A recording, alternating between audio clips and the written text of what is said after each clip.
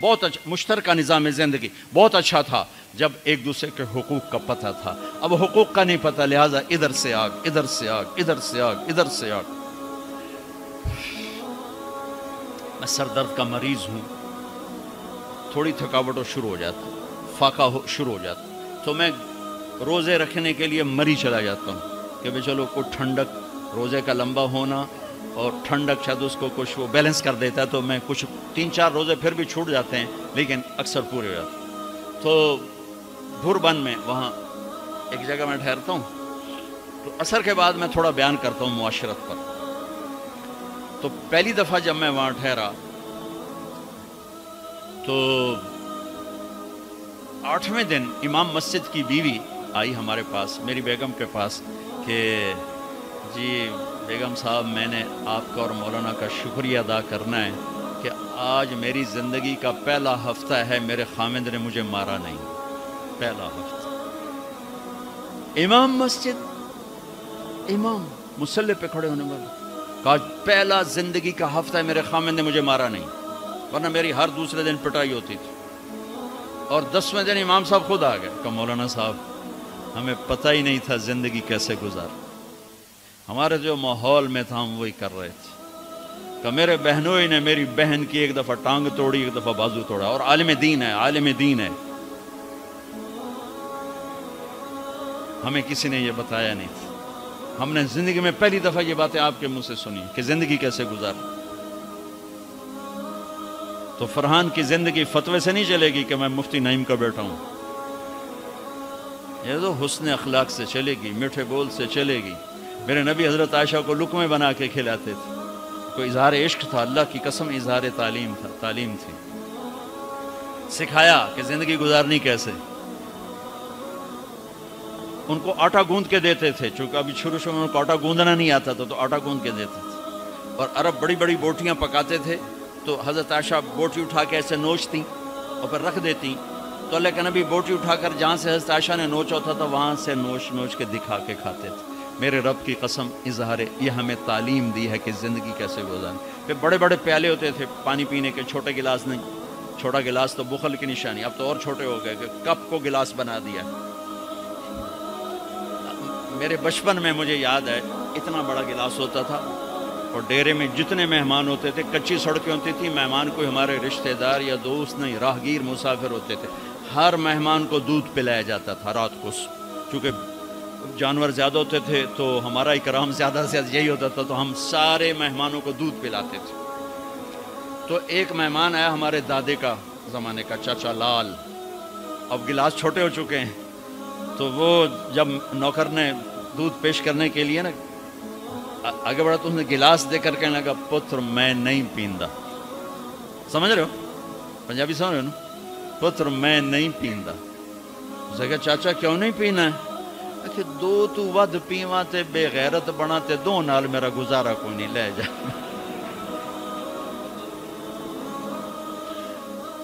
تو بخل کا زمانہ آ گیا، چھوٹی چھوٹی گلاسیں آ گئی. تو بڑے بڑے گلاس ہوتے تھے تو ہم عائشہ رضی اللہ عنہا پانی پی رہے ہیں، رکھ دیا. میرے نبی اٹھا کر جہاں حضرت عائشہ کے ہونٹ لگے ہوتے تھے وہاں ہونٹ رکھ کے پانی پیتے تھے. صرف تعلیم.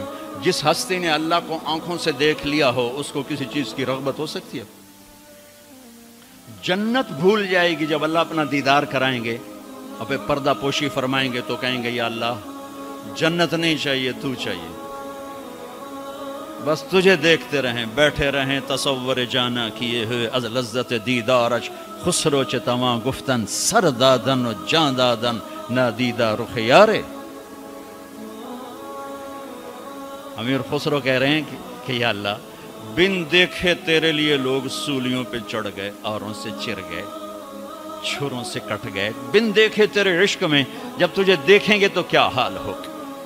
از لذت دیدارش خسرو چتواں گفتن سر دادن و جان دادن نادیدہ رخ یار. تو جس ہستی نے اللہ کو دیکھا ہو ان کے لیے عورتوں کی کیا رغبت ہے. یہ صرف سکھانا. ایک حدیث سنا دے، ما تزوجت وما زوجت الا بوحی من السماء نزل به جبریل. لوگوں میں نے جہاں شادی کی، میں نے جہاں بیٹی دی، پہلے آسمان سے وحی آئی، پھر میں نے قدم اٹھایا.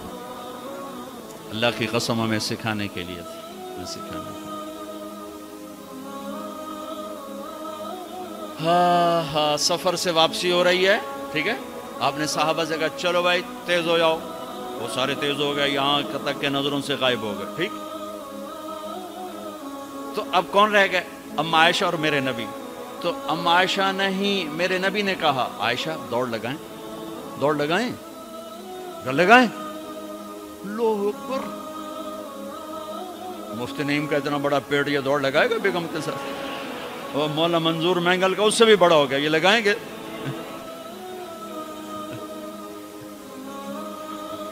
تو عائشہ دوڑ لگائیں، کہا جی لگائیں۔ تو حضرت عائشہ فرماتی میں آگے نکل گئی لیکن ابھی پیچھے رہے۔ پھر کچھ عرصہ گزر گیا، کئی سال گزر گئے، پھر ایک سفر سے واپسی ہو رہی، آپ نے کہا ہاں بھائی آگے جاؤ، وہ سارے آگے جا گئے، اجل ہو گئے۔ آپ نے کہا عائشہ دوڑ لگائیں، کہا جی لگائیں۔ تو کہا ان دنوں میں موٹی ہو گئی تھی، تبدنت کا لفظ مجھے یاد ہے، کہ میں موٹی ہو گئی تھی۔ تو جب دوڑ لگائی تو اللہ کے نبی آگے نکل گئے، تو آپ نے کہا عائشہ ہذہ بتلک، اب تو میں برابر ہو گئی۔ اللہ کی قسم زندگی سمجھانے کے لیے۔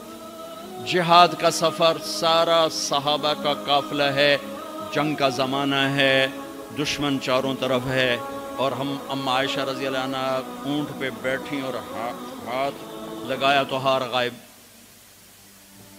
فرمائے میرا تو ہار کوئی نہیں، میں تو نہیں جاؤں گی، میرا ہار ڈھونڈو۔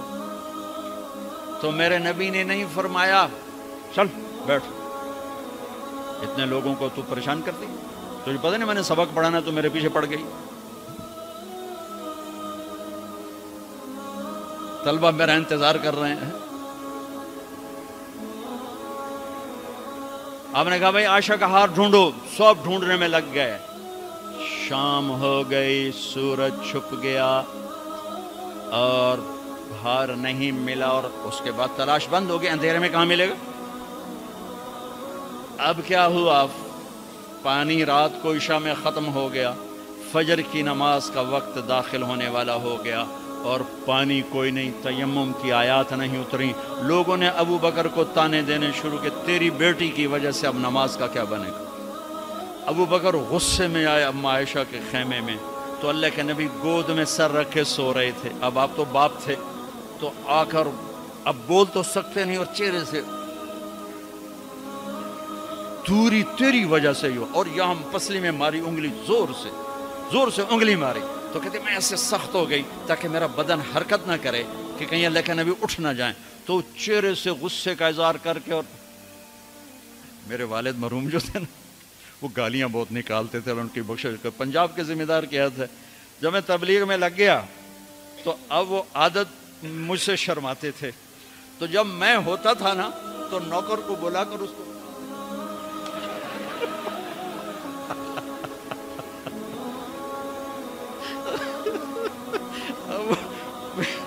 جوانی کی عادت بڑھاپے میں تو جا نہیں سکتی تھی، تو پھر وہ آہستہ آہستہ گالیاں نکال اپنا کوٹا پورا کر لیتے تھے۔ تو ابو بکر صدیق رضی اللہ عنہ میں کہ کہیں بھائی اللہ کا نبی اٹھ جائے کرتے رہو، انگلی مارتے رہے۔ تو اللہ نے آیات تیمم اتاری، اس موقع پر تیمم کی آیات پہلی دفعہ 8000 سال میں یہ ہونے لگا ہے۔